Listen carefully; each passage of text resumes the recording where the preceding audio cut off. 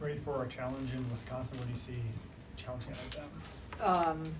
Like everything, so they have one of the best players in the country on the left, one of the best middles.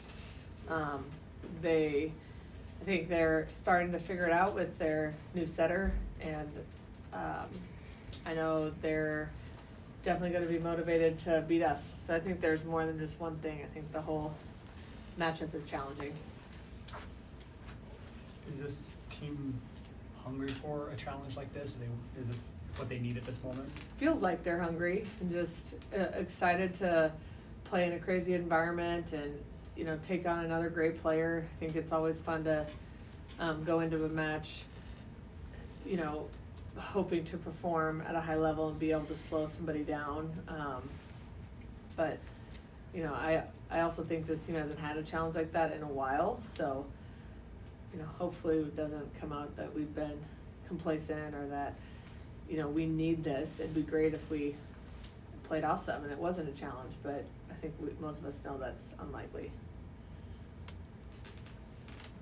Penn State and Wisconsin have both had to go to number 2 setters. I guess not specifically, but like generally, what does an All-American setter do to take an offense from good to great that maybe another setter can't? I think the deceptiveness and the confidence of how they run the offense is huge, you know, and just the experience. So, you know, both Charlie and Izzy were both starters from start to finish last season. So that's a lot of games under their belt. And they both had the off seasons with their teams where the transfer and a freshman have a lot less experience even running the B side in practice or the second string.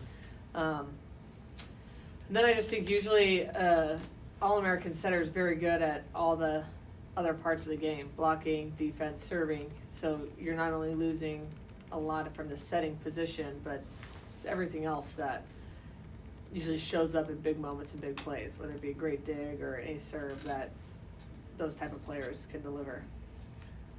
You talk about depth on this team. Now that you're 20 games into the season, how do you feel like the wear and tear on potentially the starters and backups is going? I think it's going really well. I feel like we're pretty fresh and, you know, we have a great strength program that our players take very seriously. So it feels like we're in a really good spot physically for it being the end of October. You know, I asked Rebecca just kind of how do you get into practice scenarios with so many consecutive sets won? Just are you guys kind of preparing for if that time comes that you guys drop a set, how to reset in terms of the match energy and what it would look like coming out for a fourth set? I wouldn't say there's anything like super unique or new that we're doing. Just, again, making sure our practices are structured to set up like some really good matchups, and when we mix up teams that allows us to do that. But again, putting our players in challenging situations in practice against other players has been pretty important. I thought yesterday was one of our most competitive practices in a while, so that was a great sign at the end of October when you can walk away practice and say that. So just proud of them for that. What do you mean? What's your relationship with Kelly? I mean, you know, another person's been around for a while. What do you admire about what he's done at Wisconsin in that program? Well, I think Kelly took over the Wisconsin program when it wasn't doing great, and he immediately took him to a Final Four. And you can say, well, you know, Pete Waite recruited those, Carlini and some of those players, but recruiting them and coaching them at that level is a way different deal. So, you know, he took some really good players, but reached the pinnacle of our sport. So just really impressive he was able to do that so quickly, and then more impressive that he was able to hang on to that. Wisconsin hasn't dipped. They've consistently been a top 5 team since he's been there. As you re-looked at the film from this past week, and anything that you would change or anything you didn't like that you saw? Not really. What did you tell the players about Wisconsin when you started prep yesterday or today? Well, yesterday we prepped Oregon, so we haven't worked on Wisconsin yet, but I think just they see everything. Oh, Charlie Forbringer's out, you know, Grace Egan's day-to-day, you know, but at the end of the day, they still have one of the best players in the country, so, you know, no, they might not be number 2 or number 1, number 2, number 3 team in the Big Ten every night, but they can certainly do it once, play great. How helpful is it to have like Jalen and the assistant coaches that have played Wisconsin now for consistency of years? I know obviously you've had your share of time as assistant coach, but playing as a head coach, taking on Wisconsin. I think it's very helpful, just the experience of how they play. They know those players really well, played against them before, so it's familiarity. And when we go into prep, they've prepped them before, so I definitely think it's helpful. How do you expect the atmosphere to be? I'm sure it'll be wild. So I know the field, it's sold out. And I was saying on the radio show, our other road games have been sold out, but there's been a lot of Nebraska fans. I don't feel like Badger fans probably let too many Nebraska fans get tickets. So I think it'll be mostly Wisconsin fans in there and a really true road game. When you were looking at Oregon, what stood out about them? Just heavy arms. So I think they're one of the hardest hitting teams in the Big Ten. And they're playing really well right now. So they had a lot of changes, obviously. Only one returning player, new coach.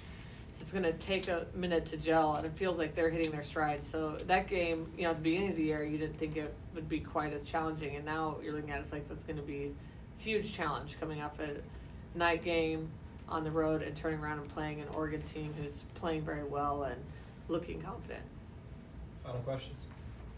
What are you most impressed by with Mimi, what you've seen from her? Just her consistency. So the numbers she's putting up, no matter how many attempts she gets, and still hitting at a super high efficiency. And then she's so good out of the back row as well. And I think players like that are very challenging because when they go back to serve, you can't think like, oh, thank gosh, she's out of the front row. We can score some points now. It's like, no, because they're just as lethal out of the back row as they are the front row. So you really don't get any break from a player like that.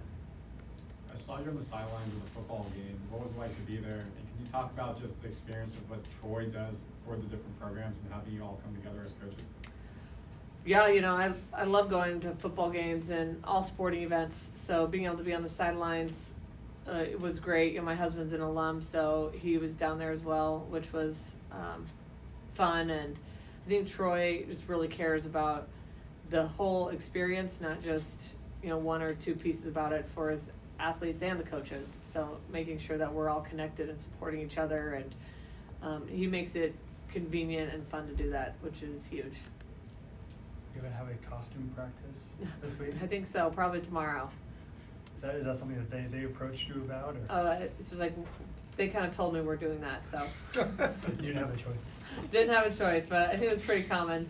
Most teams have a Halloween practice, so they have to get their TikToks and their posted too. You gonna wear a costume? Yes, I am. So you'll probably see a picture of it. I don't think it's too great, but we'll see. All right, thank you. Thanks.